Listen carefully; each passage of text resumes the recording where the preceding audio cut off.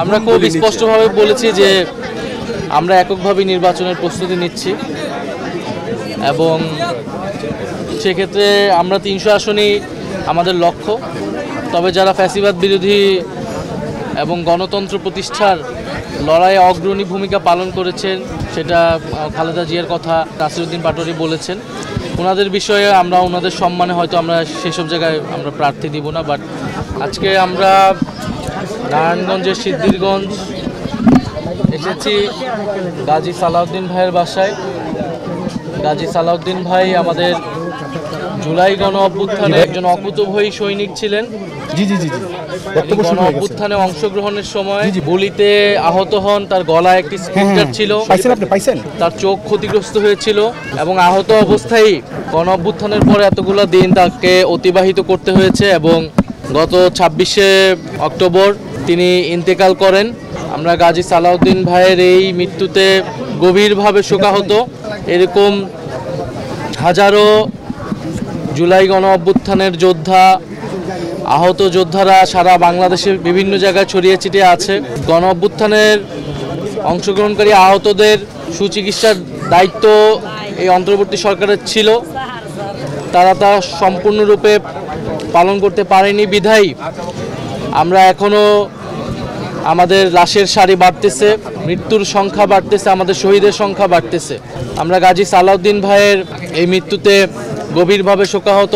আমরা সরকারের প্রতি দৃঢ়ভাবে বলতে চাই, আমাদের যারা গণ অভ্যুত্থানের আহত যোদ্ধা যারা রয়েছেন, এখনও যারা কাতরাচ্ছেন, এখনও যাদের শরীরে স্প্লিন্টার রয়েছে, যারা নানাভাবে অঙ্গ ক্ষতিগ্রস্ত রয়েছে, তাদের সর্বাত্মকভাবে সর্বোচ্চ পরিমাণে যতটুকু সহযোগিতা করা প্রয়োজন, চিকিৎসার নেওয়া প্রয়োজন, সেটুকু যাতে সরকারের জায়গা থেকে করে এবং এই চিকিৎসা অনেকে যে ক্ষতিগ্রস্ত হয়েছে এটা তাদের দীর্ঘমেয়াদী চিকিৎসা প্রয়োজন।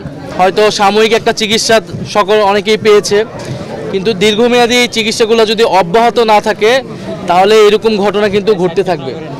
ফলে এখন আমরা নির্বাচনের ডামাডোলে যাতে আমাদের এই আহত ভাইদের কথা, আমাদের এই শহীদ পরিবারদের কথা ভুলে না যাই, না হলে আমাদের এই গাজী সালাউদ্দিন ভাইয়ের মতো এরকম অনেকেই কিন্তু মৃত্যুবরণ করতে থাকবে। ফলে এই যে তাদের স্বাস্থ্য সুবিধার কথা যেটা বলা হয়েছে, এইটা নিয়েও নানা অভিযোগ আছে এবং পরবর্তী নির্বাচিত সরকার যেই আসুক না কেন আমাদের এই চিকিৎসা যাতে অব্যাহত থাকে, সেই কমিটমেন্টটা যাতে সবার প্রতি সবার জায়গা থেকে থাকে এবং গাজী সালাউদ্দিন ভাইয়ের পরিবারের পাশে আমরা আছি।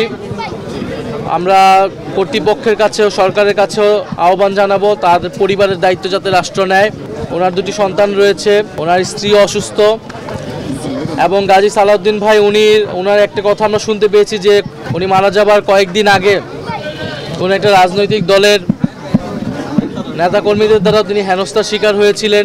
ফলে এরকম জুলাই যোদ্ধারা যারা বাংলাদেশের বিভিন্ন অঞ্চলে রয়েছেন, তাদের এরকম রাজনৈতিক নিরাপত্তা সংকটও রয়েছে। জাতীয় নাগরিক পার্টির জায়গা থেকে আমরা সবসময় তাদের সর্বাত্মকভাবে পাশে আছি, কিন্তু সরকারকেও দায়িত্ব নিতে হবে এবং সকল রাজনৈতিক দলকেও এই দায়িত্ব নিতে হবে যাতে এই পরিবারগুলো, এই মানুষগুলো লড়াইয়ের ফলে, তাদের ক্ষতির শিকারের ফলে কিন্তু আমরা গণ অভ্যুত্থানে সফল হয়েছিলাম, আমরা ফ্যাসিবাদকে বিতাড়িত করতে পেরেছিলাম এবং বাংলাদেশকে নতুনভাবে বিনির্মাণের স্বপ্ন দেখতে পাচ্ছি। ফলে তাদের প্রতি সেই সম্মান, তাদের প্রতি যাতে সেই সহমর্মিতা আমাদের এবং সেই শ্রদ্ধা আমাদের সবসময় থাকে।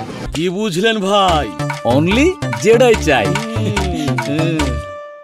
আমরা খুব স্পষ্টভাবে বলেছি যে আমরা এককভাবে নির্বাচনের প্রস্তুতি নিচ্ছি এবং সেক্ষেত্রে আমরা ৩০০ আসনই আমাদের লক্ষ্য।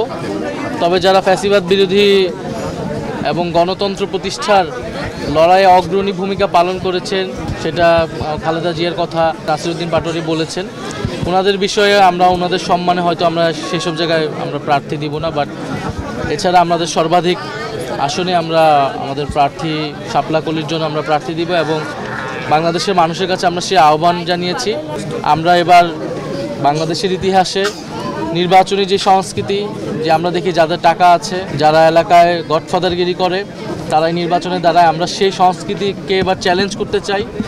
বরং এলাকার যে গ্রহণযোগ্য মানুষ, সাধারণ মানুষের পাশে যাকে পাওয়া যায়, একজন সাধারণ খেটে খাওয়া মানুষ থেকে শুরু করে এলাকার যারা শিক্ষক রয়েছেন, ইমাম রয়েছেন, গ্রহণযোগ্য সামাজিক নেতৃত্ব রয়েছেন, তাদেরকে আমরা জনপ্রতিনিধি হিসেবে সংসদে দেখতে চাই। আমরা সেই উদ্দেশ্যে কাজ করছি আর সমঝোতা বা জোট বা এটা আমরা বলেছি, এটা অবশ্যই একটা রাজনৈতিক বা আদর্শিক জায়গা থেকে হতে পারে।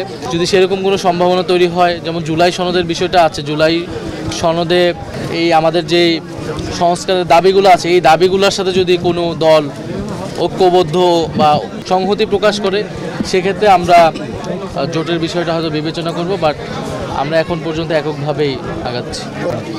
আমরা এই মাসের 15 তারিখের মধ্যে আমরা হয়তো আমাদের প্রাথমিক একটা তালিকা আমরা প্রকাশ করব।